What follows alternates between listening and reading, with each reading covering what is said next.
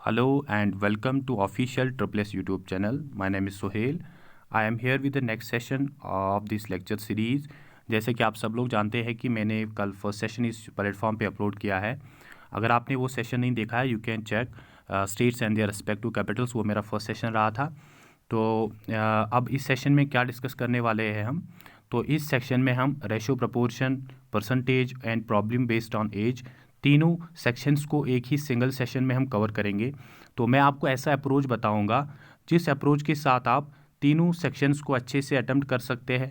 उसी अप्रोच को आपको बार बार रिपीट करना है. उसी अप्रोच के साथ आपको रेशो, प्रोपोर्शन, परसेंटेज और एज बेस्ड प्रॉब्लम्स को सॉल्व करना है.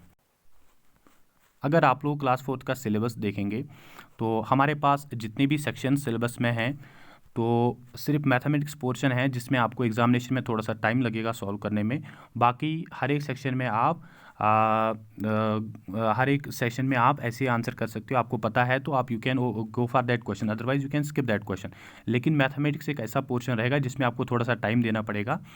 तो इस सेशन में जो अप्रोच मैं आपके साथ डिस्कस करूँगा, उस अप्रोच के साथ आप क्वेश्चंस को मिनिमल टाइम में सॉल्व करेंगे और 100% एक्यूरेसी के साथ सॉल्व करेंगे. तो जैसे कि मैंने पहले ही बताया, 3 सेक्शंस को इसमें कवर करवा रहा हूँ मैं. तो अगर हम देखेंगे, we can expect 6 to 8 marks from these 3 sections. आप इस वीडियो को देखने के बाद जो भी आपके पास सोर्स रहेगा, जो भी आपके पास सोर्स है प्रैक्टिस करने के लिए, वहाँ से क्वेश्चंस को उठाइए. चाहे आपके पास कोई भी बुक हो, तो इसी अप्रोच को आप यूज़ करेंगे प्रैक्टिस के लिए. उसके बाद you can go for the mock test. आपको जैसे पता ही है कि पहले ही हमारे जो ओली बोर्ड प्लेटफॉर्म है वहाँ पे मॉक टेस्ट अवेलेबल है. तो जैसे कि सुमित सर ने आपको पहले भी बताया होगा कि वहाँ पे आप मॉक टेस्ट दे सकते हैं. अभी भी हमारे पास कुछ दिन बचे हैं. तो आप अपने हिसाब से शेड्यूल करिए कौन सा टाइम स्लॉट आपके लिए बेस्ट रहता है. उस टाइम पे आप अपना टेस्ट दे दीजिए. बाकी आप कोई स्कोर के लिए कोई चिंता ना करें, क्योंकि जो हमारे मॉक टेस्ट होते हैं वो हमेशा किस चीज़ के लिए डिज़ाइन होते हैं. They are design for the worst possible case. और स्कोर पे आप ध्यान मत दें, परसेंटाइल पे फोकस करिए, अपने परसेंटाइल को इंक्रीज़ करिए. और इस अप्रोच पे आपको थोड़ी सी प्रैक्टिस करनी पड़ेगी. मैं ये गारंटी देता हूँ, इस वीडियो को देखने के बाद अगर आप 1 आवर भी इस चीज़ को डिवोट करते हैं, ये जो मैं आपको यहाँ पे ट्रिक्स डिस्कस करूँगा, किस तरह से एक ही अप्रोच से आप 3 आपके जो सेक्शन सिलेबस में हैं, तीनों सेक्शन को आप कवर कर सकते हैं. तो इस वीडियो को देखने के बाद थोड़ी सी प्रैक्टिस करिए उस अप्रोच की. उसके बाद you can go for the mock test and apply the same approach. तो चलिए, without wasting any further more time, तो हम इस सेशन को स्टार्ट करेंगे. सबसे पहले मैं इस सेशन में जो हम स्टार्ट करने वाले हैं वो रेशो एंड प्रोपोर्शन के बारे में आपको कुछ बेसिक्स क्लियर करूंगा. अगर आप इस टेबल को देख रहे हैं तो ये टेबल आपके लिए बहुत ही इंपॉर्टेंट रहेगा. कैसे इंपॉर्टेंट रहेगा वो मैं आपके सामने अभी डिस्कस करूंगा. तो आगे हम क्वेश्चंस भी सॉल्व करेंगे. जो हम 3 सेक्शन कवर करने वाले हैं, रेशो, प्रोपोर्शन, परसेंटेज और प्रॉब्लम बेस्ड ऑन एज, तो उन तीनों सेक्शन में इस अप्रोच को कैसे यूज़ किया जाता है वो सब चीज़ भी मैं आपको सिखाऊंगा. तो पहले आप इसका स्क्रीनशॉट ले लीजिए. तो ऐसा ज़रूरी नहीं है कि आप ये जो फ्रैक्शनल वैल्यूज़ हैं इन सबको याद करें, क्योंकि अगर हम क्लास 4 एग्ज़ाम के लिए देखेंगे या JKSSB के एग्ज़ाम्स देखेंगे तो फ्रैक्शनल वैल्यूज़ में उतना नहीं दिया जाता है. बाकी अगर हम बैंकिंग की बात करेंगे तो बैंकिंग में फ्रैक्शंस में भी वैल्यू आ जाती है, तो आपके लिए कन्वर्जन ईजी रहता है. अब अगर मैं इस टेबल की अब बात करूं तो इस टेबल को आप कैसे यूज़ करेंगे. देखिए कैसे यूज़ करना है. अगर आपको किसी भी जगह 4% निकालना होगा तो आप डायरेक्टली 1/25 लिखेंगे. अगर आपको किसी भी जगह 5% निकालना होगा तो आप 1/20 लिखेंगे. 8.33% निकालना होगा तो 1/12 आप वैल्यू लिखेंगे. तो इसीलिए मैं इसको क्लियर करके आप पहले इसका स्क्रीनशॉट ले लीजिए ताकि आप इसको बाद में रिवाइज कर सकते हैं. देखिए, ये जो मैथमेटिक्स का सेशन होने वाला है, I can expect each and every one of you is having the notebook with you. आप अपने साथ नोटबुक रखिए. जो चीज़ मैं आपको बता रहा हूँ उसको नोट डाउन करिए, तभी ये सेशन आपके लिए फ्रूटफुल होने वाला है. अब इस चीज़ को आप लोगों ने अच्छे से देखा है कि मतलब अगर हमारे पास परसेंटेज का वैल्यू होगा, सपोज 12.5% का वैल्यू हमें ऐसा लिखा होगा कि 12.5% of x is equals to 800. तो हमें एक्स का वैल्यू निकालना होगा. तो आप क्या करेंगे, 12.5% की जगह आप सीधे क्या लिखेंगे, x/8 इज इक्वल्स टू 800. तो ये यूज़ है, ये मैंने एग्जांपल आपको बताई कि इस टेबल की वजह से आप कैसे क्वेश्चंस को जल्दी सॉल्व कर सकते हैं। तो एक्स का वैल्यू हमारे पास आ जाएगा 88,6400। इस तरह से आप इस टेबल का यूज़ कर सकते हैं। सर ये तो एक सिंपल यूज़ हो गया, ये तो हमें समझ में आ गया। इसके अलावा इस टेबल को हम कैसे यूज़ कर सकते हैं? जैसे परसेंटेज इंक्रीज़ होता है, परसेंटेज डिक्रीज़ होता है। तो ये जो रेशो का मैंने अभी ये जो मैंने परसेंटेज कन्वर्जन का आपको बताया है, इसके अलावा इस टेबल को आप कैसे यूज़ कर सकते हैं? You can use it for the increase and decrease percentage. कैसे हम यूज़ करते हैं? देखिए, सपोज़ आपके पास कोई क्वेश्चन है, उसमें दे रखा है कि एक्स में हमने 37.5% का इंक्रीज़ किया है, तो एक्स का वैल्यू समथिंग है, तो आप बताइए कि परसेंटेज इंक्रीज़ के बाद इसका वैल्यू कितना होगा। तो आपको पता ही रहेगा कि अगर आपने इस टेबल को अच्छे से याद किया होगा, आपको पता है कि जो 37.5% है वो किसके बराबर है? 3/8। तो आप क्या कंसिडर करेंगे कि सपोज़ अगर इंक्रीज़ हो रहा है, तो अगर इंक्रीज़ हो रहा है कि 37.5% का जो वैल्यू है वो 3/8 है। तो अगर इतना परसेंटेज इंक्रीज़ हो रहा है, तो सपोज़ आप मानेंगे इनिशियल वैल्यू जो होगा वो 8 होगा, जो डिनोमिनेटर में है वो आपको इनिशियल वैल्यू लेना है। अगर इंक्रीज़ हो रहा है तो जो न्यूमरेटर में है उसको ऐड करना है। तो 8 से वो कितना बना है? 11। तो इसमें कितना इंक्रीज़ हुआ है? 37.5%। तो इसी तरह से आपको दूसरा क्या लेना है? अगर इसी में डिक्रीज़ हुआ है, अगर आपको कोई क्वेश्चन होगा, सपोज़ उसमें 4% का डिक्रीज़ हुआ है, तो 4% का अगर किसी नंबर में डिक्रीज़ हुआ है, तो आपको ऐसा कंसिडर करना है कि अगर वो नंबर पहले 25 होगा, तो आप जो न्यूमरेटर में नंबर है उसको डिक्रीज़ करना है, तो उस नंबर का जो वैल्यू रहेगा वो 24 है। तो इस ट्रिक का एप्लीकेशन में आगे क्वेश्चंस में आपको पूरा क्लियर करूँगा। मैं फिर से यही चीज़ रिपीट कर रहा हूँ कि इस टेबल को सीखिए अच्छे से, ये मैं आपको गारंटी देता हूँ। जो आगे मैं क्वेश्चंस आपको कराऊंगा, आपको वहाँ भी समझ में आ जाएगा कि किस तरह से इस टेबल का एप्लीकेशन हर मतलब मैक्सिमम टाइप के क्वेश्चंस में हम कर सकते हैं। बाकी जब आप खुद प्रैक्टिस करेंगे इस सेशन के बाद, जब खुद प्रैक्टिस करेंगे क्वेश्चंस का, तो आपको वहाँ से भी पता चलेगा कि हाँ, सर ने जो बोला था वो बिल्कुल सही है। इस अप्रोच से हम कम टाइम में सॉल्व कर सकते हैं क्वेश्चंस को, और एक तो हम कम टाइम में सॉल्व करेंगे और 100% एक्यूरेसी के साथ हमारे पास आंसर भी आ जाएगा। तो चलिए अब हम क्वेश्चंस को सॉल्व करेंगे। ये पूरा बेसिक जो मैंने आपको बताया, मेरा अप्रोच यही रहेगा। और अब आगे मैं बताऊँगा, जो मैंने क्वेश्चंस लिए हैं वो RS अग्रवाल बुक से मैंने लिए हैं। अगर आप बात करेंगे, वो क्वेश्चंस हर SSC रेलवे के एग्जामिनेशंस में आ चुके हैं। तो ऐसा नहीं समझे कि वो क्वेश्चंस इजी है, वो क्वेश्चंस एग्जामिनेशंस में आ चुके हैं, और उसी टाइप के questions you can expect those type of questions in the upcoming JK SSB examination, चाहे जूनियर असिस्टेंट का एग्जाम हो या क्लास 4 का एग्जाम हो। देखिए, अप्रोच सीखिए, यहाँ पे अप्रोच सीखिए। अगर आप 20% अगर आपने टेबल याद नहीं किया होगा, तो आप 20%, जैसे हम फर्स्ट क्वेश्चन को लेंगे, अगर आपने टेबल नहीं सीखा होगा तो आप इसको कैसे सॉल्व करेंगे? 20/100 लिखेंगे, फिर x लिखेंगे, फिर 90 लिखेंगे। लेकिन अगर आपने टेबल को याद किया होगा, तो आप डायरेक्टली क्या लिखेंगे? x/5, क्योंकि 20% का जो वैल्यू होता है 1/5 होता है। x/5 इज इक्वस टू 90, और सीधे आप 5 × 9 को मल्टीप्लाई करेंगे, x इज इक्वस टू 450। मैंने पूरा बेसिक से स्टार्ट किया हूँ। मैं हर एक टाइप का क्वेश्चन ले चुका हूँ जो एग्जामिनेशंस में आ सकते हैं। तो आप पूरा अपना कंसंट्रेशन रखिए, अपने हाथ में आपका नोटबुक और पेन होना चाहिए, और इस चीज़ को आप नोट डाउन करिए साथ साथ में। तो चलिए आगे बढ़ते हैं नेक्स्ट सेशन की ओर। नेक्स्ट हमारा जो क्वेश्चन है उसमें क्या दे रखा है? What is 32% of 3/4 of 5000? तो इस सेशन में इन क्वेश्चंस को क्यों लिया है? क्योंकि हमारे बहुत सारे एस्पिरेंट्स ऐसे होते हैं जिनका मैथ्स बैकग्राउंड से, जो मैथ्स बैकग्राउंड से नहीं होते हैं, तो उनके लिए मैं पूरा बेसिक से स्टार्ट करा रहा हूँ। जो एप्लीकेशंस में है आगे बता दूंगा मैं। अब क्वेश्चंस का लेवल भी धीरे धीरे बढ़ जाएगा। अब अगर हम इस क्वेश्चन की बात करेंगे, तो हमें 32% ऑफ 3/8 निकालना है, किसका? 5000 का। तो इस क्वेश्चन को सिंपलेस्ट अप्रोच कैसे करना होगा? तो सबसे पहले आपको एनालिसिस करना है। अगर आप देखेंगे डिनोमिनेटर में 8 है और यहाँ पे 32% है, तो ये दोनों आपस में एक दूसरे के फैक्टर्स है, तो आप इसको सीधे कट कर सकते हैं। 8 1 8, 8 4 32। जब ये अप्रोच आप सीखेंगे, अब आपको 32% नहीं निकालना है, अब आपको सिर्फ 4% निकालना है। तो 4% निकालने के लिए आपको पता है कि 4% को क्या लिखेंगे आप? 4/100 लिखेंगे। इनटू क्या करेंगे? 8 हमारा कैंसिल हो गया, तो 3 बचा है, और क्या रहा है? 5000। तो अगर आप देखेंगे 5000 में से ये 2 0 और ये 2 0 कैंसिल आउट हो जाएंगे, हमारे पास क्या बचा है 4 3 12, 12 5 60। तो हमारे पास ये 60 बचा है और इसका 1 0 बचा है, तो हमारे पास आंसर 600 आएगा।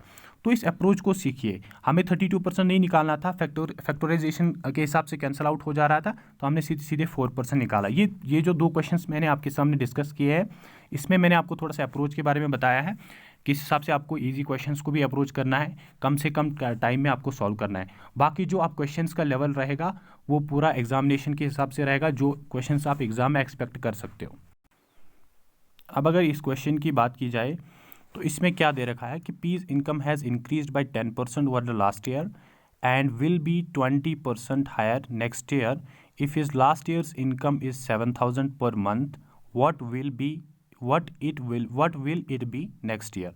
तो हमें क्या बताया गया है कि पी की जो इनकम है, अगर आप सपोज कंसिडर करेंगे इस क्वेश्चन में कि अभी हमारा 2021 चल रहा है, तो 21 चल रहा है, तो प्रीवियस ईयर हमारा 20 माना जाएगा और नेक्स्ट ईयर हमारा 22 माना जाएगा।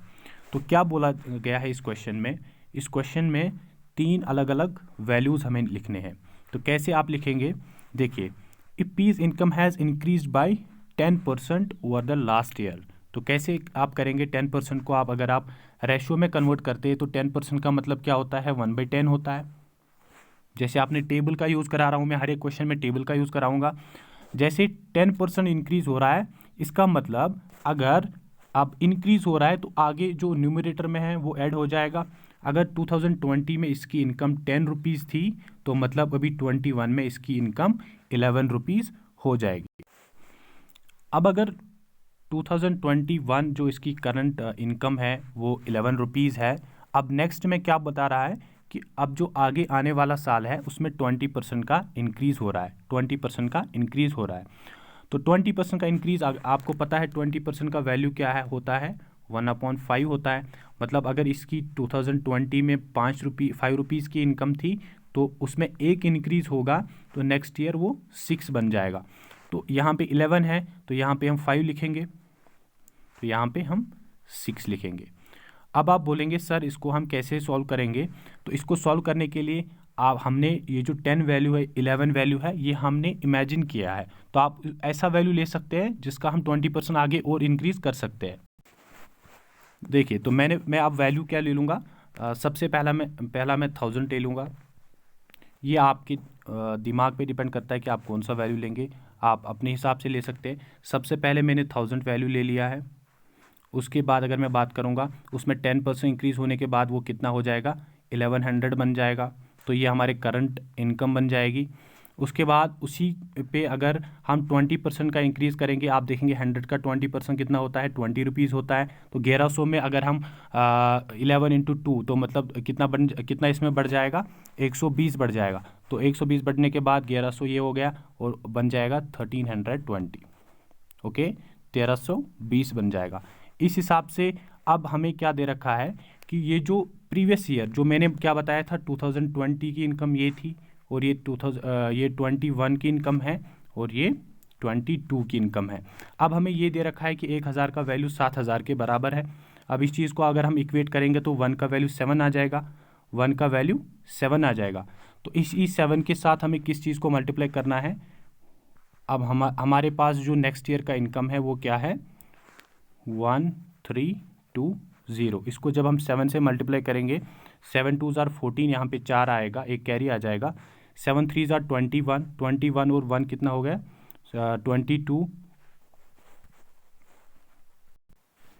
7 से जब मल्टीप्लाई करेंगे 7 2 14 होता है, यहाँ पे 4 लिखेंगे, 1 कैरी आ जाएगा, 7 3 21 और एक जो कैरी है हमारा 22 हो जाएगा।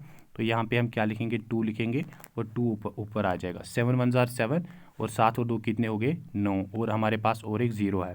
तो इस तरह से हमारा जो आंसर आएगा 9240 हमारे पास आंसर आ जाएगा इस क्वेश्चन का। तो इस हिसाब से आपको करना है। तो अब आपको याद, अगर आपको ये क्वेश्चन समझ में नहीं आएगा तो मैं फिर से रिपीट करूँगा कैसे मैंने इस क्वेश्चन को सॉल्व किया है।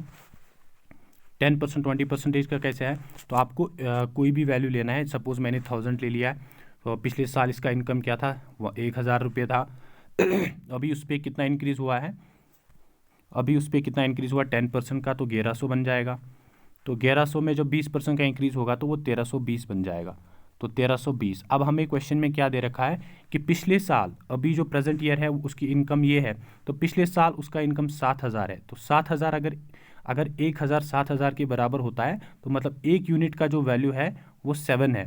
तो इसी 7 से मैंने इस 1320 को मल्टीप्लाई किया है, तो ये मेरे पास क्या नेक्स्ट ईयर का इनकम आया है 9240। आई होप आपको ये समझ में आया होगा अच्छे से। तो चलिए हम आगे बढ़ते हैं नेक्स्ट क्वेश्चन की ओर। देखिए इसके साथ साथ और एक यहाँ पे सेक्शन हमारा क्लियर कवर होते जा रहा है। वो कौन सा है? मिक्सचर एंड एलिगेशन का क्वेश्चन भी है। यहाँ पे आप देख सकते हैं मिक्सचर एलिगेशन का क्वेश्चन है, उसमें भी रेशो का कंसेप्ट यूज़ करके आप क्वेश्चंस को निकाल सकते हैं। जो ये मैंने आपको बताया कि आपको इमेजिनरी वैल्यू लेना है, ये आपको वहाँ पे लेना है जहाँ पे आपके फैक्टर्स इजीली बन जाते हैं और आप मल्टीपल कर पाते हैं। तो ये चीज़ आपको एनालाइज करना है। बाकी इसके अलावा आपको कोई फॉर्मूला याद नहीं रखना है, सिर्फ बेसिक अप्रोच को सीखना है। देखिए अब इस क्वेश्चन को, लैंग्वेज को पढ़ने के बाद आपको अपने हिसाब से इसकी इक्वेशन बनानी है। अब क्वेश्चन में क्या दे रखा है? A mixture contains sand and gravel in the ratio of 1:4. The sand has 20% impurity. If the total mixture weighs 10 kg, how much impurity is there? Consider that gravel has no impurity. इसका मतलब हमारे पास जो ratio है 1:4। तो ये इस question में आपको क्या अप्रोच सीखने को मिलेगा कि जो रेशियो का सम होता है वही टोटल क्वांटिटी होता है। तो ये आप या आप नोट डाउन करके लिख सकते हैं अपने नोटबुक में कि जो रेशियो का सम होता है वही हमारे पास टोटल क्वांटिटी या टोटल वैल्यू होता है। तो अगर आप इस चीज़ की बात करेंगे, हमारे पास किस का रेशियो दे रखा है? सैंड और ग्रेवल का, सैंड और ग्रेवल का। तो सैंड आपने ऐसे लिखा इस क्वेश्चन में, सैंड, रुकिए मैं ब्लैंक पेज पे लेके जा रहा हूँ, सैंड और ग्रेवल।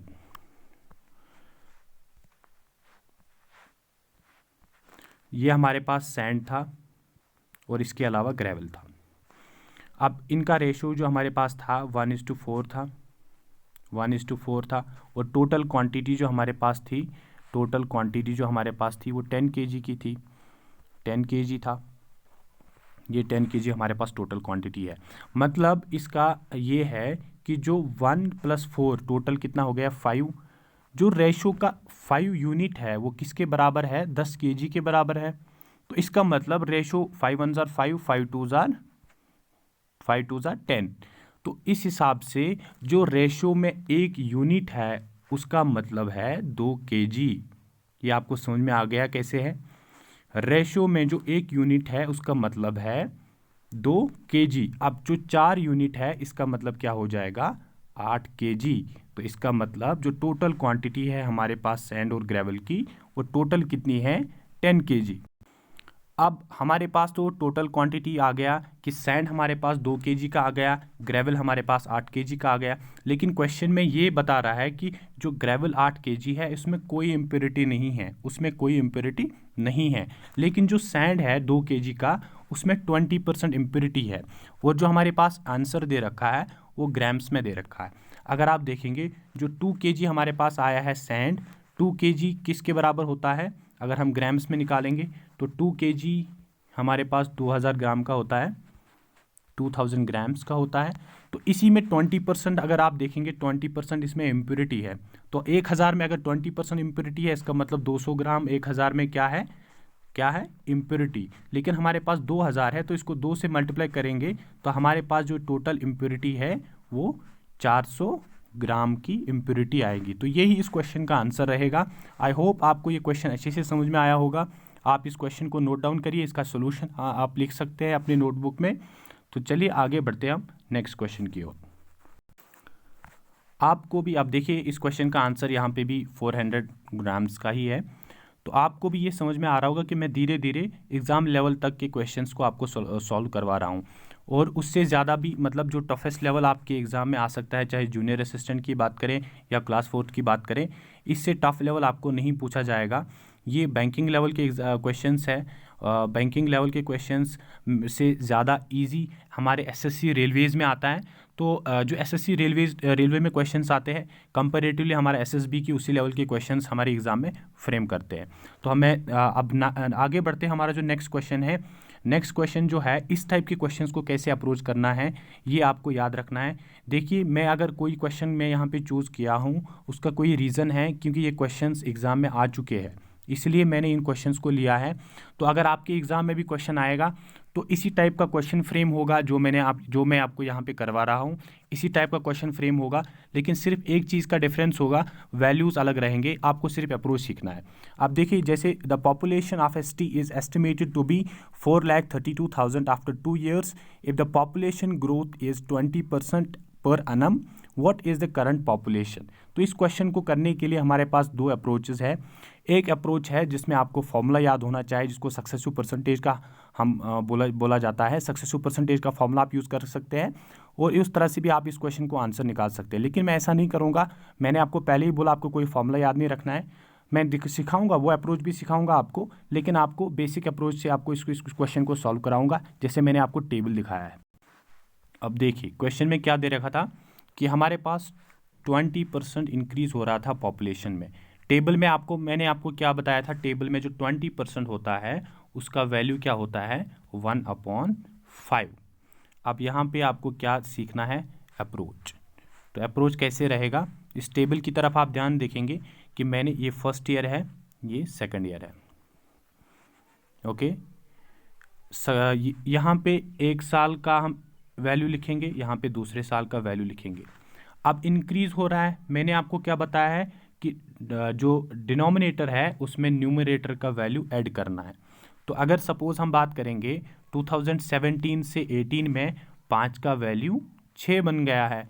2017 से 2018 में जब 20% का इंक्रीज़ हुआ है, वहाँ पे वैल्यू क्या बना है, 5 से हमारा वैल्यू 6 बना है। अब नेक्स्ट ईयर की बात करेंगे, 18 से 19 भी क्या हुआ है, वहाँ भी 20% इंक्रीज़ हुआ है, तो 5 से वैल्यू क्या बन जाएगा, 6 बन जाएगा। सिंपल, और हमारा क्वेश्चन ख़त्म यहीं पे। अब अगर हम बात करेंगे फाइनल जो हमारे पास वैल्यू आ जाएगा, तो आपको इन दोनों को मल्टीप्लाई करना है, यहाँ भी मल्टीप्लाई करना है। तो 5 5 होता है 25 और 6 6 होता है 36। तो ये हमारे पास पॉपुलेशन आ चुका है।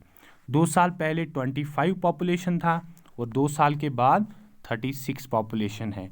अब आपके माइंड में ये आप नोट डाउन करिए कॉपी पे, आपने कॉपी, आई होप आपने अपने साथ अपनी नोटबुक और पेन रखा होगा। जो चीज़ मैं आपको बता रहा हूँ उसमें साथ साथ नोट डाउन करके जाइए, या इस चीज़ का आप स्क्रीनशॉट भी ले सकते हैं। तो अब हमारे पास जो दो वैल्यूज़ है, कौन कौन से हैं पॉपुलेशन के, 25 और 36, समझ में आ गया। तो अब क्वेश्चन की ओर चलते हैं।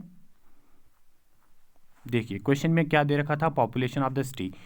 तो पॉपुलेशन ऑफ द सिटी हमारे पास जो 2 साल के बाद पॉपुलेशन है वो कितना दे रखा है, वही 4,32,000 दे रखा है।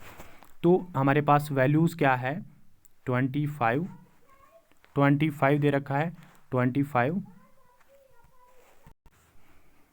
मेरे पास जो वैल्यूज़ है अब 25 और 36 है।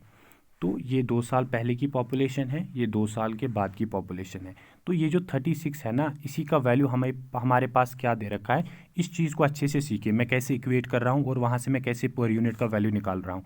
3 2 0 0।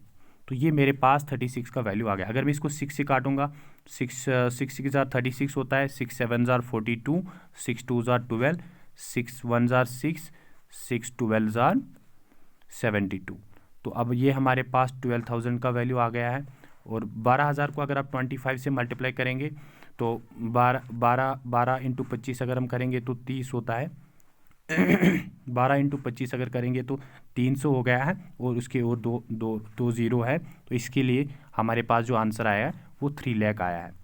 तो इसका मतलब 2 साल पहले जो 3 लाख का पॉपुलेशन था, उसमें जब दो साल जब इंक्रीमेंट हुआ है, 2 साल जो पहले 3 लाख का पॉपुलेशन था, फिर 20% इंक्रीज़ हुआ, उसके बाद फिर से अगले साल 20% का इंक्रीज़ हुआ है, फिर हमारे पास 4,32,000 का पॉपुलेशन आया है। तो ये फर्स्ट अप्रोच था। मैंने किस हिसाब से आपको सिखाया था कि 20% का वैल्यू क्या था, 1/5, 5 से वैल्यू 6 हो गया, 5 से वैल्यू 6 हो गया, 5 को मल्टीप्लाई करके 25 हो गया, 6 को मल्टीप्लाई करके 36 हो गया। इस अप्रोच को दिमाग में बिठाइए। पहले पॉपुलेशन 25 था 2 साल पहले, 2 साल के बाद पॉपुलेशन जो है वो 36 बन गया। अब अगर आप बोलेंगे तो इस क्वेश्चन में आपको सक्सेसफुल परसेंटेज वाला मेथड भी आपको बताऊंगा। सक्सेसफुल परसेंटेज का मतलब क्या होता है, कभी कभी डायरेक्टली आपको सक्सेसफुल परसेंटेज पे एग्ज़ाम में क्वेश्चन पूछा जाता है कि एक शॉपकीपर है, उसने एक प्रोडक्ट पे हमें पहले 10% का डिस्काउंट दिया है, उसके बाद फिर से 10% का डिस्काउंट दिया है। अब हमें बताइए उस पूरे प्रोडक्ट पे जो हमारा सिंगल डिस्काउंट है तो वो क्या रहेगा। तो अब चलिए मैं आपको सक्सेसफुल परसेंटेज वाला मेथड भी बताऊँगा कि कैसे आपको करना होगा। देखिए सक्सेसफुल परसेंटेज मेथड कैसे सॉल्व होता है। जैसे किसी प्रोडक्ट पे पहले 10% का फॉर्मूला पहले लिखिए, ए प्लस बी प्लस ए इंटू बी अपॉन 100। तो इस फॉर्मूला को लिख के रखिए अपने नोटबुक पे और साइड में नोट करके लिख लीजिएगा कि ये सक्सेसफुल परसेंटेज का फॉर्मूला है। अगर आपके पास डायरेक्टली क्वेश्चन आता है क्लास 4th में कि आपको एक शॉपकीपर ने पहले 20% का डिस्काउंट दिया है, पहले उसने 20% का डिस्काउंट दिया है किसी प्रोडक्ट पे, उसके बाद फिर से 20% का डिस्काउंट दिया है, आप हमें बताइए कि वो सिंगल डिस्काउंट कितना हो गया है। तो आपको क्या करना है, इसी फार्मूला को आप यूज़ करेंगे। आप क्या लिखेंगे, देखिए अगर डिस्काउंट की बात करते हैं तो सक्सेसफुल परसेंटेज में हम माइनस का साइन लेते हैं। अगर हम बात करेंगे जिसमें मतलब आपको ये इंक्रीज़ हो रहा है तो उसमें आपको पॉजिटिव साइन लेना है। तो अब यहाँ पे डिस्काउंट की बात हो रही है तो -20 लिखूँगा मैं, फिर से -20 लिखूँगा। अब यहाँ पे यहाँ पे क्या आएगा, प्लस ही साइन आएगा क्योंकि माइनस माइनस प्लस हो जाएगा क्योंकि प्रोडक्ट है हमारा। तो -20 था तो प्लस हो जाएगा। तो ये 20 × 20 अपॉन 100। तो ये 2 0 कैंसिल हो जाएंगे। अब -20 कितना हो गया, -40 हो गया है और +2। तो जो सिंगल डिस्काउंट है वो 38% का हो गया है। इस तरह से आपको क्वेश्चंस को सॉल्व करना है। अगर यहीं पे दे रखा होगा कि इंक्रीज़ हो रहा है तो आप सबको पॉजिटिव लेना था, तब क्या आ जाता था, तब हमारे पास अलग वैल्यू आ जाता था 42। इस हिसाब से आपको सक्सेसफुल परसेंटेज को यूज़ करना है, तो उसके हिसाब से इस क्वेश्चन को भी आप सॉल्व कर सकते थे। अगर आप इस क्वेश्चन की बात करेंगे तो इसमें इंक्रीज़ हो रहा है, तो पहले जो मैंने अभी आपको सक्सेसफुल परसेंटेज का डिस्कस किया है वो उसमें मैंने आपको डिस्काउंट मतलब डिक्रीज़ हो रहा था। अब इसमें 20% इंक्रीज़ हो रहा था, तो आपके लिए सिंगल इंक्रीज़ कितना होगा, 20% हो रहा है। तो आपको क्या लिखना है, 20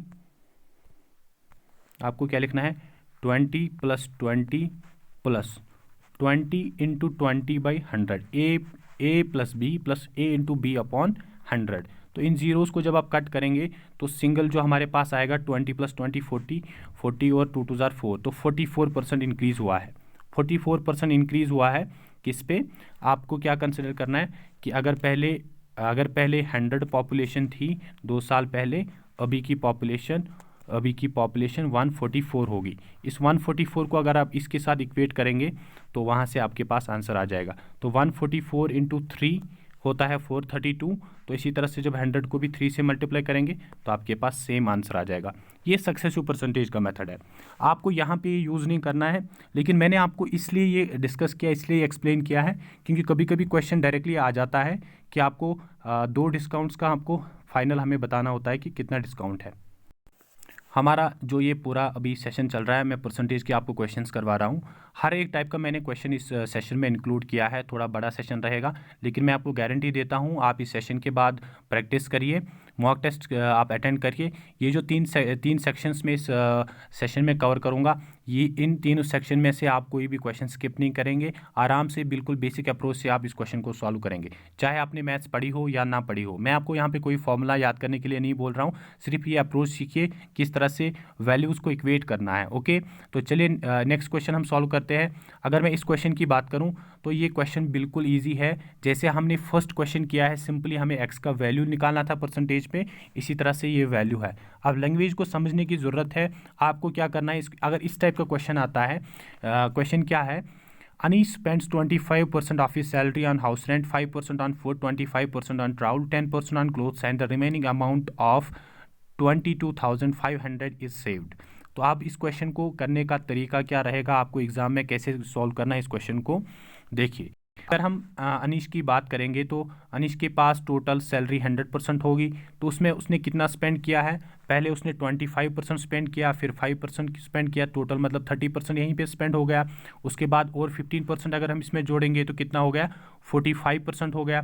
तो फिर से उसने 10% क्लोथ्स पे स्पेंड किया है, तो मतलब 55% सैलरी तो उसने उड़ा दी है। अब उसके पास बचा हुआ कितना है, 45%। अब 45% जो है उसकी सैलरी का, वही हमारे पास क्या है, 22,500। सर आप बोलेंगे 45% हमें थोड़ा उसमें निकालने में थोड़ा दिक्कत होता है, तो फिर से मैं आपको बताऊंगा कि टेबल का यूज़ कैसे करना है। टेबल जो मैंने आपको बताया, तो हमें क्या दे रखा है कि 45% ऑफ एक्स, 45% ऑफ एक्स जो सैलरी है अनीश की, वो किसके बराबर है, 22,500। तो ये हमारे पास दे रखा है। सर 45% को हम टेबल में कैसे लेंगे, टेबल में कैसे लेंगे, देखिए 5% का आपको पता है, 5% का वैल्यू क्या होता है, 1/20 होता है, 1/20 होता है। अगर आप देखेंगे 45 में कितने टाइम्स 5 होता है, 9 टाइम्स होता है, तो सीधे 9/20 वैल्यू ले लिया आपने किसका, एक्स का, इज इक्वस टू 22500। तो ये हमारे पास ये आ गया है। अब आराम से इस क्वेश्चन को आप सॉल्व कर सकते हैं। 9 1 ज़ार 9, 9 2 ज़ार 18, यहाँ से 4 बचा है तो 4 यहाँ पे जाएगा, 9 5 ज़ार 45, और 25 को जब आप 2 से मल्टीप्लाई करेंगे तो 50 हो जाएगा, और बचा हुआ 3 0 आ जाएगा। तो ये 50,000 अनीश की टोटल सैलरी होगी। अब आप खुद सोच सकते हैं ये क्वेश्चन कितना इजी था। ये बिल्कुल भी कुछ कॉम्प्लिकेटेड क्वेश्चन नहीं था, हमें सीधा सामने सीधा क्या निकाला। अगर जब आप इस चीज़ की प्रैक्टिस करेंगे आपको कुछ भी सोचने की ज़रूरत नहीं पड़ेगी। आप देखेंगे 45% सेविंग हो रही है, आप डायरेक्ट लिखेंगे 9/20 of x is equals to 22500, और डायरेक्टली आप आंसर निकालेंगे इस क्वेश्चन का। तो वो टोटल सैलरी जो अनिश की है वो 50,000 है, ये हमारा डी ऑप्शन इसका आंसर आ जाएगा। तो मैं प्रैक्टिस से ही आपको अप्रोच भी डिस्कस कर रहा हूँ और उसी अप्रोच को भी सिखा रहा हूँ जो मैंने आपको टेबल में सिखाया। इसी अभी मैं सिर्फ परसेंटेज के क्वेश्चंस आपके सामने डिस्कस कर रहा हूँ। आगे हम क्या करेंगे, परसेंटेज के अलावा हम रेशो के भी इसी अप्रोच से क्वेश्चन सॉल्व करेंगे, और जो प्रॉब्लम बेस्ड ऑन एज है वो भी इसी अप्रोच से हम डिस्कस करेंगे। तो नेक्स्ट अगर हम बात करेंगे, ये क्वेश्चन आप इसका स्क्रीनशॉट ले लीजिए, इसका आंसर मुझे आप कमेंट बॉक्स में करेंगे। कुछ भी नहीं है, वही आपको जो मैंने टेबल सिखाया है उसी अप्रोच से आप इसको सॉल्व करेंगे। क्या है, Madan salary is 25% of Ram salary, and Ram salary is 45% of Sudeen salary. आप क्या करेंगे, रेशो बनाएंगे, और रेशो में मैंने आपको क्या सिखाया था, क्योंकि रेशो का जो टोटल सम है वो टोटल सैलरी के बराबर होता है। तो वही यहाँ पे भी दे रखा है 12,000। तो कैसे आपको करना है, ये मदन आ गया है, ये राम आ गया है, और ये सुदीन आ गया है। तो मदन की जो सैलरी है that is 25% of Ram salary. Madan की जो सैलरी है 25% ऑफ राम सैलरी है। 25% का वैल्यू क्या होता है टेबल के हिसाब से, 1/4। मदन की सैलरी 25% ऑफ राम है, तो राम की अगर 4 सैलरी होगी, राम की अगर 4 सैलरी होगी, राम की अगर 4 सैलरी होगी तो मदन की 1 होगी। इसका मतलब 1 जो है 4 का 25% हो गया। अब क्या बता रहा है, Ram salary is 40% of Sudeen salary. अगर आप देखेंगे 4 किसका 40% होता है, 10 का होता है। तो बस ख़त्म क्वेश्चन। आपके पास क्या आया है, 10, 4 और 1। कैसे आप लिखेंगे, टोटल 15 हो गया है। 15 को किसके साथ इक्वेट करना है, 12,000 के साथ। और इस क्वेश्चन का मुझे आप आंसर कमेंट सेक्शन में बताएंगे, ये इसके ऑप्शन है। ओके, आंसर भी आपको यहाँ पे है, तो मुझे आप थोड़ा सा बताइए कि कैसे आप इस क्वेश्चन को करेंगे, किस तरह से आपको इक्वेट करना है। तो आराम से हम तीनों की सैलरी निकाल सकते हैं, मदन की भी निकाल सकते हैं, राम की भी निकाल सकते हैं, और सुदीन की भी निकाल सकते हैं। जैसे मैंने आपको पहले बताया वही इसी तरह से इस क्वेश्चन को भी आपको सॉल्व करना है। उसके बाद ये देखिए यहाँ पे टू सक्सेसिव रिडक्शंस हैं। ये चीज़ भी मैंने आपके सामने अभी डिस्कस करी है कि अगर हमारे पास 2 सक्सेसिव रिडक्शंस हैं, या तो आप सक्सेसिव परसेंटेज से आप सॉल्व कर सकते हैं इस क्वेश्चन को, या आप बेसिक अप्रोच जैसे टेबल से भी मैंने आपको सिखाया है। 20% का रिडक्शन है, 20% का वैल्यू क्या होता है, 1/5, मतलब 5 से 4 वैल्यू हो गया है। उसके बाद जो दूसरा 25% का रिडक्शन है, तो 1/4 मतलब 4 से 3 वैल्यू हो गया है। तो अब इन दोनों को मल्टीप्लाई करना है। कैसे मल्टीप्लाई करना है, 4 5 ज़ार क्या हो गया है, 20 हो गया है, और 4 3 ज़ार 12। तो ये हमारा फाइनल वैल्यू है, ये इनिशियल वैल्यू है, लेकिन ये जो फाइनल वैल्यू है 12 ये किसके बराबर है? P, क्योंकि क्वेश्चन में खुद बता रहा है if the cost of an article is P after 2 successive discounts. तो हमने कोई भी वैल्यू करके इमेजिन करके हमने वैल्यूज़ निकाले हैं कि पहले सपोज इनिशियल वैल्यू 20 था और जो फाइनल वैल्यू 12 है वही P के बराबर है। अगर 12 P के बराबर है तो 20 का कितना वैल्यू होगा, इस हिसाब से इमेजिन करिए। अगर 12 का वैल्यू P है, 20 का वैल्यू कैसे निकालेंगे? देखिए कैसे निकालेंगे। 12 is equals to P, 1 is equals to, ये यहाँ डिवाइड हो जाएगा P अपॉन 12। तो अब 20 का वैल्यू निकालना है तो यहाँ भी 20 से मल्टीप्लाई करेंगे, यहाँ भी 20 से मल्टीप्लाई करेंगे। तो 4 3 ज़ार 12, 4 5 ज़ार 20। इसका मतलब जो इनिशियल वैल्यू हमारा होगा वो 5P अपॉन 3 होगा। आई होप आपको ये क्वेश्चन भी अच्छे से समझ में आया होगा।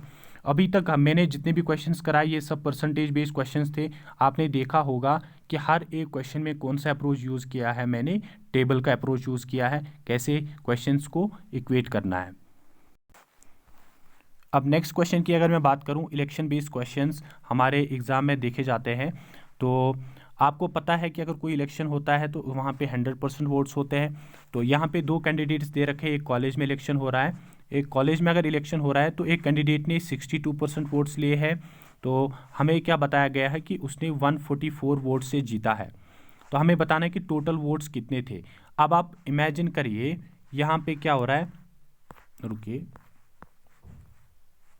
क्या हो रहा है कि एक कैंडिडेट ने कितने 62% वोट्स लिए हैं। अगर एक ने 62% वोट्स लिए हैं, इसका मतलब जो दूसरा उसका अपोनेंट है उसके पास 38% वोट्स गए होंगे।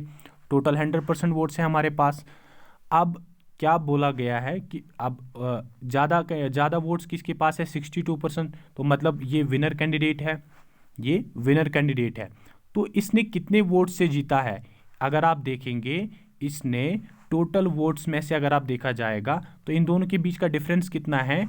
24%। कितना है? 24% of total vote of x. तो इन वोटों से ही तो जीता है। तो 24% हमारे पास है, यही तो इसकी विनिंग परसेंटेज है। तो इसका वैल्यू कितना है? 144। अगर 2 से काटेंगे तो ये 12 आ गया है, और ये क्या आ गया है? नहीं, ये इसको 12 से काट करेंगे तो ये 2 आ जाएगा। तो ये कितना आ जाएगा? 12। अगर 2% of x is equals to 12 है तो मतलब एक्स का वैल्यू, एक्स अगर 2% of x is equals to 12 तो इस हिसाब से एक्स का जो वैल्यू आएगा वो 600 आएगा। कैसे आएगा? 2/100 करेंगे आप, या 2 1 ज़ार 2, 2 6 ज़ार 12। तो जो नीचे 100% का वैल्यू आएगा वो यहाँ पे मल्टीप्लाई होके ये 600 बन जाएगा। तो इस तरह से ये क्वेश्चंस आपको करने हैं। कुछ भी नहीं है, लैंग्वेज को समझना है, अप्रोच को समझना है। उसके बाद क्या करना है कि इन दोनों के बीच में जो डिफरेंस था 24% को of x is equal to 144। इतना सा क्वेश्चन था, हमें एक्स का वैल्यू निकालना था, वही हमारे पास टोटल नंबर ऑफ वोट्स थे। तो उसका आंसर जो है वो 600 आएगा।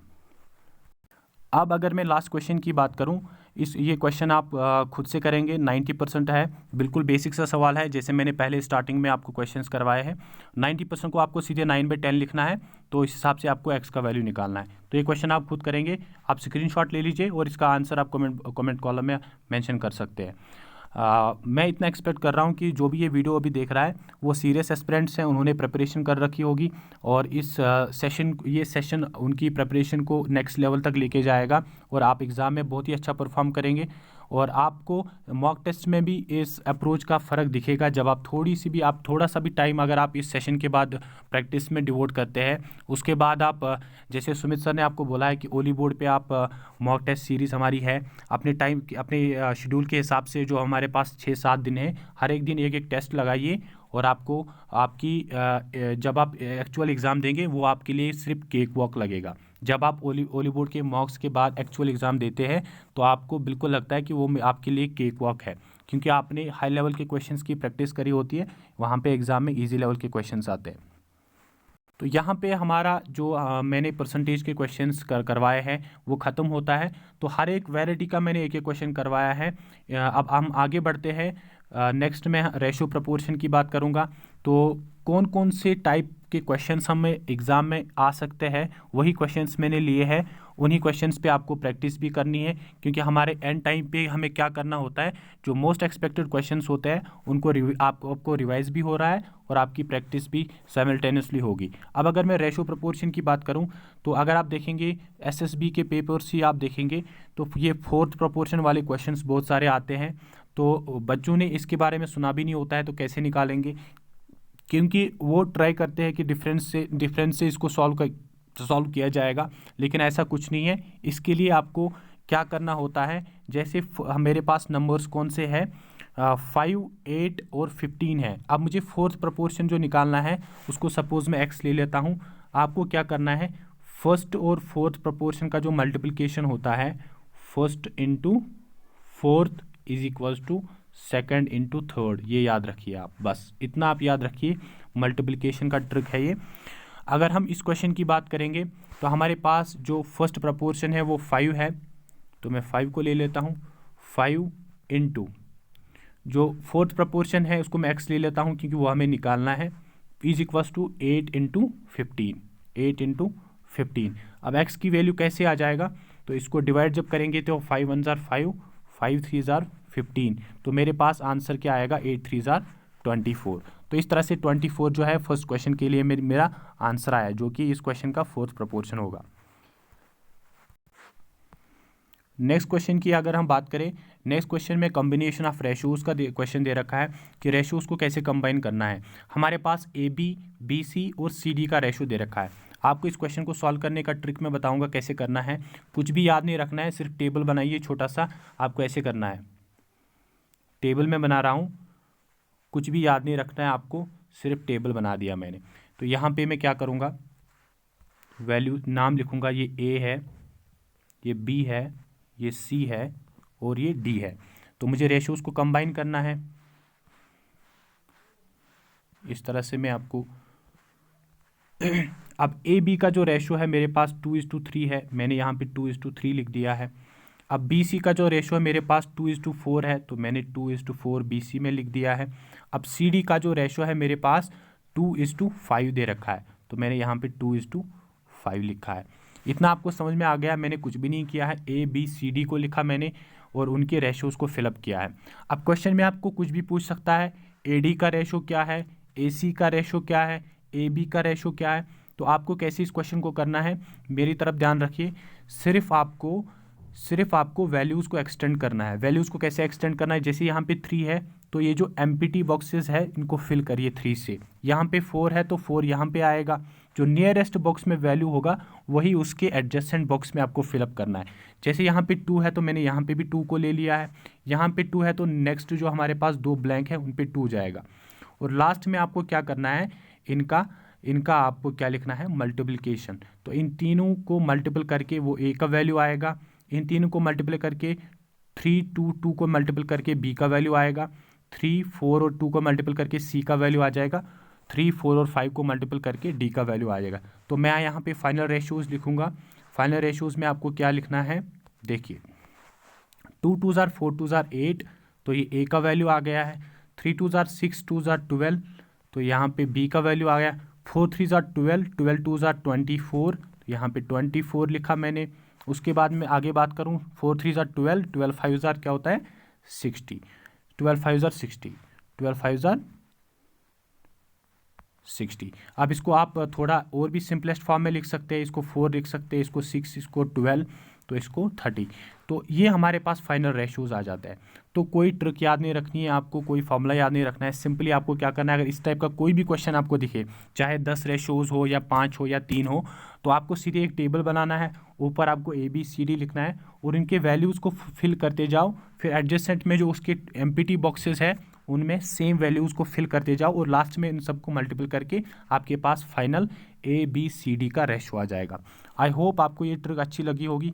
Please do mention your feedback in the comment column after the completion of this series. आप और अपनी नोटबुक पे ये ट्रिक्स लिख के रखो, फिर इस अप्रोच को यूज़ करो क्वेश्चन की प्रैक्टिस में।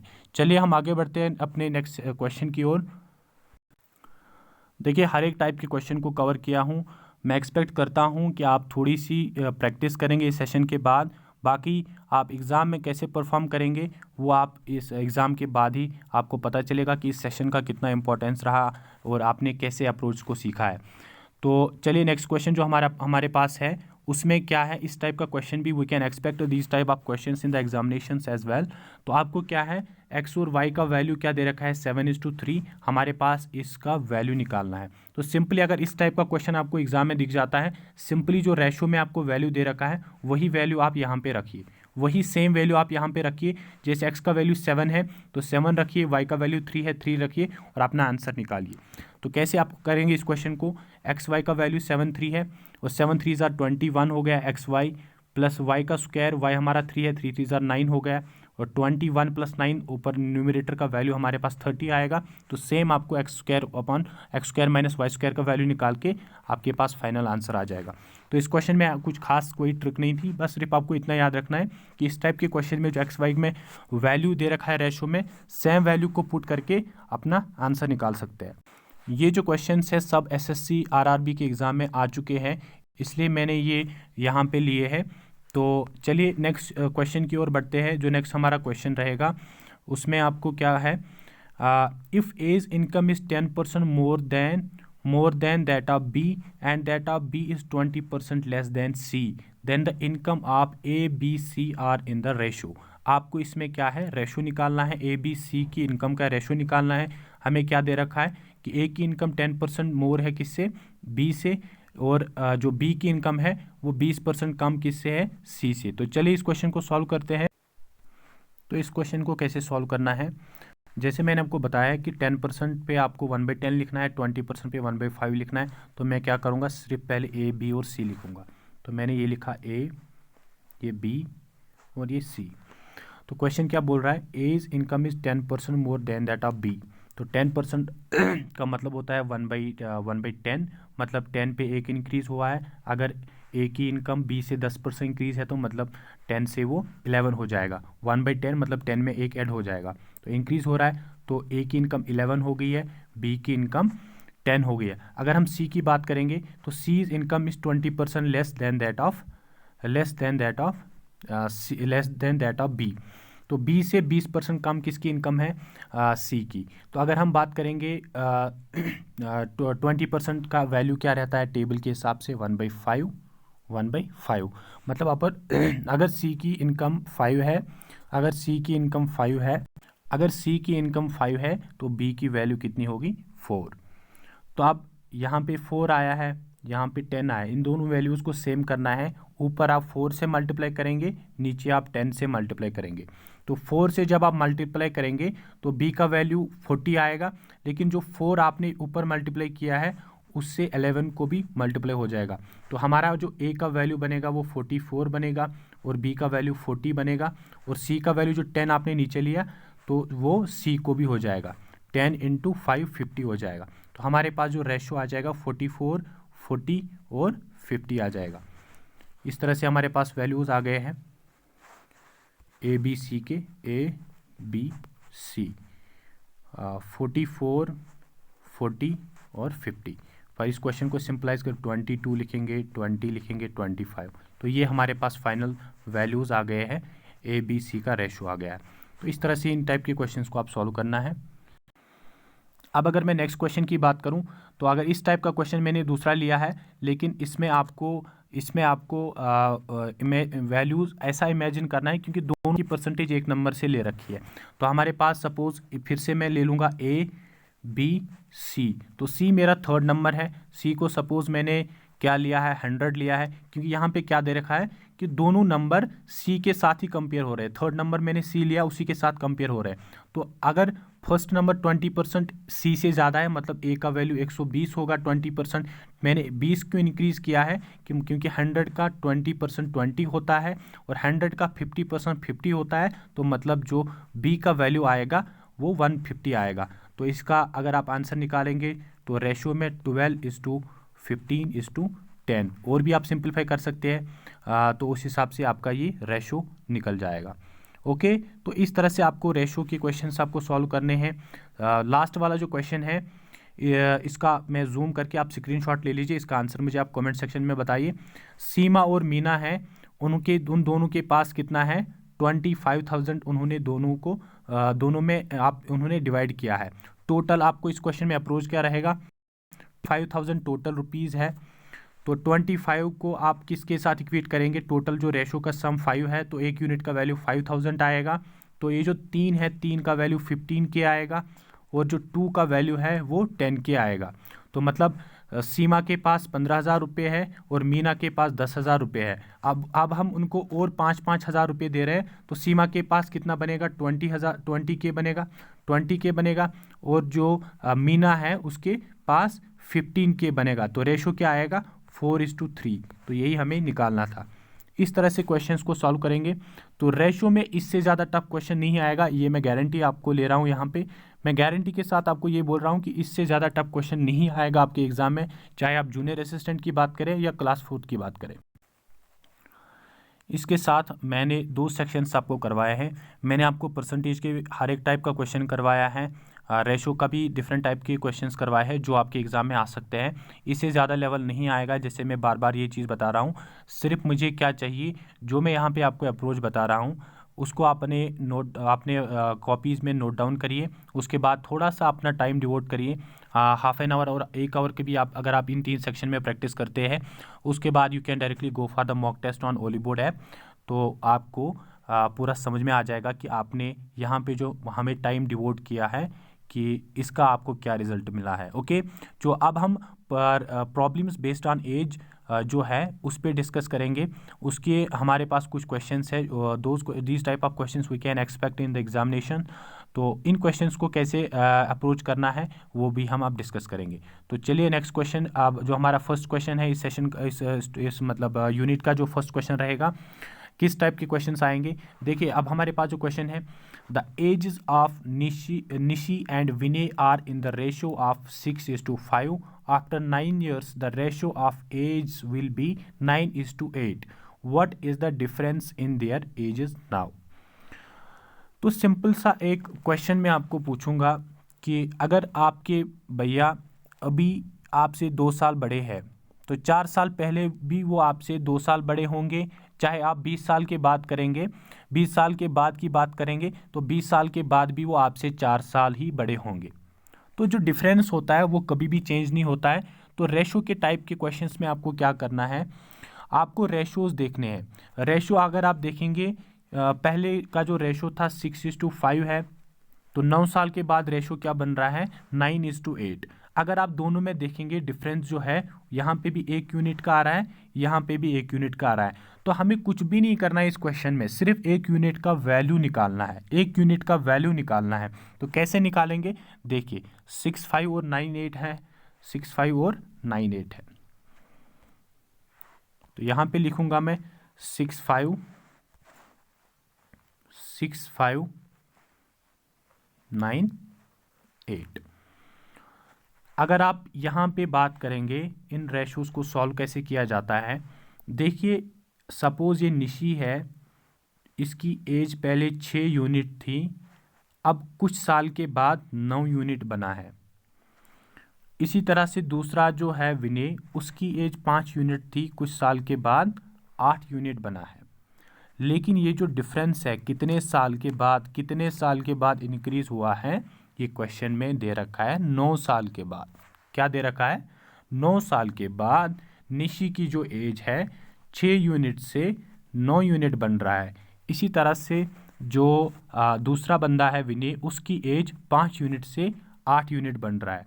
कितने साल के बाद, 9 साल के बाद। लेकिन अगर हम एक्चुअल में देखेंगे, यहाँ पे 3 यूनिट का इंक्रीज हुआ है, 6 से 9 हुआ है, 5 से 8 हुआ है। मतलब जो वो 3 यूनिट है रेशो का, उसका वैल्यू जो है 9 है। तो अगर हम 1 यूनिट का वैल्यू निकालेंगे 1 = 3, क्योंकि 3 3 9 होता है, तो 1 यूनिट का वैल्यू हमारे पास 3 आया है।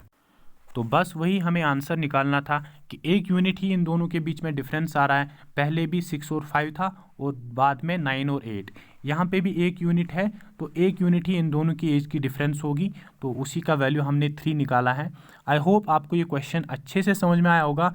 और ट्रिक्स भी आपको अच्छे से समझ में आ रही होगी। इन ट्रिक्स को अप्लाई करिए, फिर आपको इस सेशन की इम्पोर्टेंस आपको पता चल जाएगी। चलिए नेक्स्ट क्वेश्चन की ओर बढ़ते हैं। नेक्स्ट क्वेश्चन जो हमारे पास है, the ratio of ages of A and B are in the ratio of 6:5 and the sum of their ages after 40 some years after। इस क्वेश्चन में थोड़ा सा मिसप्रिंट है, आप देख सकते हैं यहाँ पे कुछ वैल्यू होना चाहिए तभी इस क्वेश्चन को कर सकते हैं। पहले क्या दे रखा है कि प्रेजेंट का जो रेशियो है 6:5 है, कुछ साल के बाद उनका सम जो है 44 बन रहा है।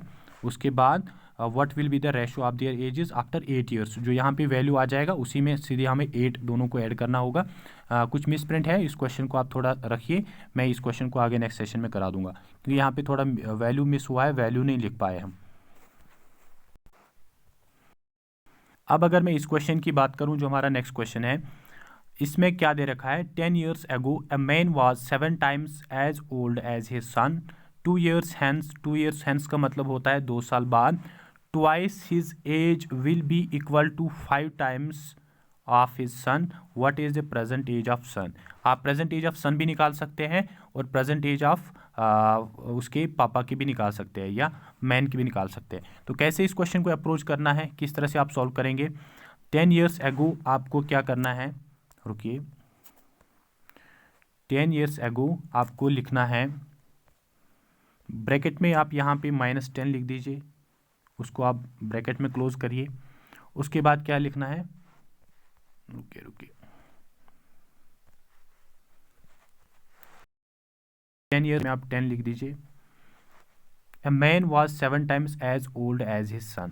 तो M is equal to 7s। इसका मतलब M और S का जो रेशियो आएगा वो 7:1 आएगा। कब, 10 साल पहले। उसके बाद क्या दे रखा है क्वेश्चन में, 2 years hence twice his age will be equal to 5 times the age of his son। twice man is equal to 5s। तो M और S का रेशियो जो आएगा वो 5:2 आएगा। बस कुछ भी नहीं था, इसको थोड़ा सा हमें रेशियो में बनवाना था। वो भी चीज़ मैंने आपको बताया कि इन टाइप के क्वेश्चंस को कैसे रेशियो में कन्वर्ट किया है। अब हमारा क्वेश्चन ख़त्म हुआ है। जो मैन और सन का एज का जो रेशियो है, इसको रेशियो में मैंने कन्वर्ट किया है। 7:1 10 साल पहले रेशियो था और 2 साल के बाद 5:2 रेशियो है। आराम से हम क्या करेंगे, जैसे पिछले क्वेश्चन में मैंने आपको क्या बताया था कि डिफरेंस हमेशा सेम रहेगा। अगर 10 साल पहले आपके पापा आपसे 10 साल बड़े थे या 20 साल बड़े थे, तो 10 साल के बाद भी या 2 साल के बाद भी वो जो एज का डिफरेंस है वो सेम रहेगा। अब जो मैंने यहाँ पे रेशो बनाया, आप देख सकते हैं यहाँ पे 7 और 1 का कितना डिफरेंस है, 6 है, और यहाँ पे जो रेशो का डिफरेंस है वो 3 है। तो इस चीज़ को बैलेंस करने के लिए हम रेशो को कैसे बैलेंस करेंगे, ये चीज़ भी मैं आगे अभी बता रहा हूँ। देखिए क्या था कि हमारे पास क्या था 10 साल पहले, तो ये मैंने साइड में लिखा है, ये मैन है और ये सन है। 10 साल पहले जो इनका रेशो है 7:1 था। अब 2 साल के बाद, ये मैंने साइड में लिखा है, 2 साल के बाद इनका रेशो जो आया था 5:2। तो आप इन दोनों के डिफरेंस को सेम बनाने के लिए, जो मेरे पास रेशो आए हैं, इन डिफरेंसेस को सेम बनाने के लिए मुझे क्या करना होगा, यहाँ पे 7 - 1 क्या होता है, 6 होता है, तो 6 को मैं नीचे मल्टीप्लाई करूँगा, और 5 - 2 3 होता है, तो 3 को मैं ऊपर मल्टीप्लाई करूँगा। तो 3 को थ्रू आउट मल्टीप्लाई करना है, 3 को 7 के साथ भी मल्टीप्लाई करना है, 1 के साथ भी करना है, 6 को 5 के साथ भी मल्टीप्लाई करना है, और 2 के साथ भी मल्टीप्लाई करना है। तो हमारे पास जो फाइनल वैल्यूज़ आएंगे वो क्या आएगा, 21 आएगा, और 3 आएगा, और 6 5 30 आएगा, और 12 आएगा। अब आपको ये वैल्यूज़ याद रखने हैं, क्या क्या वैल्यूज़ आए हमारे पास, क्या क्या वैल्यूज़ आए हमारे पास। 21 आया है, 3 आया है, उसके बाद 30 आया है, और 12 आया है। अब आप इस क्वेश्चन को देखिए आराम से, जैसे मैंने पिछला एक क्वेश्चन कराया आपको, उसी हिसाब से ये क्वेश्चन सॉल्व हो जाएगा। ओके, तो कैसे सॉल्व हुआ है आप देखिए, यहाँ पे भी 18 का डिफरेंस आया है, यहाँ पे भी 18 का डिफरेंस आया है। इसका मतलब अब हम रेशियोज़ को इक्वेट कर सकते हैं। अब यहाँ पे ये जो एज है 10 साल पहले की थी और ये जो एज है 2 साल के बाद की एज थी। तो टोटल अगर हम देखेंगे इन दोनों के बीच में जो डिफरेंस है वो 12 साल का है। लेकिन अगर हम इस रेशो की ओर देखेंगे 30 - 21 9 होता है, तो ये 9 किसके बराबर है, 12 के बराबर है। यहाँ की बात करेंगे, यहाँ पे भी 9 है, तो 9 भी 12 के बराबर है। तो 3 3 ज़ा 9, 3 4 ज़ा 12, मतलब एक यूनिट का जो वैल्यू है वो 4/3 है। एक यूनिट का वैल्यू जो है वो 4/3 है। एक यूनिट का वैल्यू हमारे पास 4/3 आया है। तो जैसे आपने रेशो के हिसाब से देखा था, तो सन की एज 12 थी, तो इसको हम 4/3 से जब मल्टीप्लाई करेंगे, 3 1 ज़ा 3, 3 4 ज़ा 12 और 4 4 ज़ा 16 होता है। तो 16 ईयर्स आप सन की प्रेजेंट एज बता सकते हैं। तो वही हमें निकालना था। देखिए, इस मेन मकसद मुझे इस क्वेश्चन को लाने का यही था कि यहाँ पे जो हमारे पास रेशोज़ आ रहे थे, मैन और सन की एज का जो रेशो आ रहा था वो सेम नहीं आ रहा है। तो रेशोज़ को कैसे सेम बनाना है वो चीज़ भी मैंने आपको सिखाया। ओके, तो चलिए, जो नेक्स्ट हमारे पास जो क्वेश्चंस हैं, लास्ट वाला क्वेश्चन है, इसको आप खुद करिए। इसमें कुछ भी नहीं है, इसमें डायरेक्ट वैल्यूज़ दे रखा है। क्या वैल्यू दे रखा है कि मदर की एज और उसके डॉटर की जो एज है वो दोनों का सम जो है 56 दे रखा है। और 4 साल के बाद m+4 आपको लिखना है, m+4 लिखना है। m+4 4 साल के बाद age of the mother m is equals to 3 times that of daughter. तो 3 टाइम्स d+4। तो आराम से इस क्वेश्चन को भी आप सॉल्व कर सकते हैं। तो इस क्वेश्चन का सोल्यूशन मैं इसको थोड़ा जूम करूंगा। इस क्वेश्चन का सोल्यूशन मुझे आप कमेंट सेक्शन में देंगे। ये लास्ट क्वेश्चन था इस सेशन का। तो आई होप आपने इन ट्रिक्स को अच्छे से एंजॉय किया होगा। बहुत ही बड़ा सेशन हुआ है, लेकिन जो आपने ये मेरे साथ ये 1 आवर स्पेंड किया है, मैं आपको इतनी गारंटी देता हूँ कि इन तीन सेक्शन से जो 6 से 8 मार्क्स आएंगे, उनको आप इजीली 100% एक्यूरेसी के साथ अटेम्प्ट करेंगे।